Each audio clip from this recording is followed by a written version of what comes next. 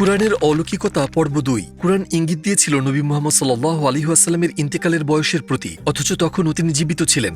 কুরআনে এমন ৩টি আয়াত রয়েছে যেগুলোতে নবী সাল্লাল্লাহু আলাইহি ওয়াসাল্লামের ইন্তেকালের কথা এসেছে এবং সেগুলো সত্যিই বিস্ময়কর। অথবা আমি আপনাকে ইন্তেকাল ঘটাই। এই আয়াতগুলো রয়েছে ১০ম সূরা, সূরা ইউনুসে, ১৩তম সূরা, সূরা আল রাদে এবং ৪০তম সূরা, সূরা গাফিরে। এই সবগুলো আয়াতেই একই বাক্য ব্যবহার করা হয়েছে।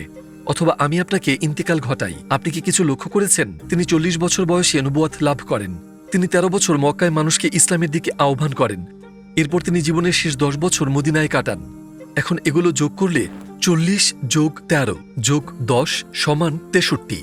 আর নবী মুহাম্মদ সাল্লাল্লাহু আলাইহি ওয়াসাল্লাম ইন্তেকাল করেন ৬৩ বছর বয়সে। অর্থাৎ তিনি যখন জীবিত ছিলেন তখনই এই সংখ্যাগুলোর মাধ্যমে কুরআন ইঙ্গিত দিয়েছিল তার নবুয়াতের প্রতি, ইসলামের দিকে মানুষকে আহ্বানের বছরগুলোর প্রতি এবং সেই বয়সের প্রতি যে বয়সে তিনি ইন্তেকাল করবেন। কোনো মানুষ নিজের মৃত্যুর বয়স এত বছর আগে একটি কিতাবে এত নিখুঁতভাবে লিখে যেতে পারে না, বহু বছর আগেই। আবারও এটি দেখায় যে কুরআনে কিছুই এলোমেলো নয়। এর প্রতিটি বিষয় এসেছে আল্লাহর পক্ষ থেকে, যার জ্ঞান অসীম।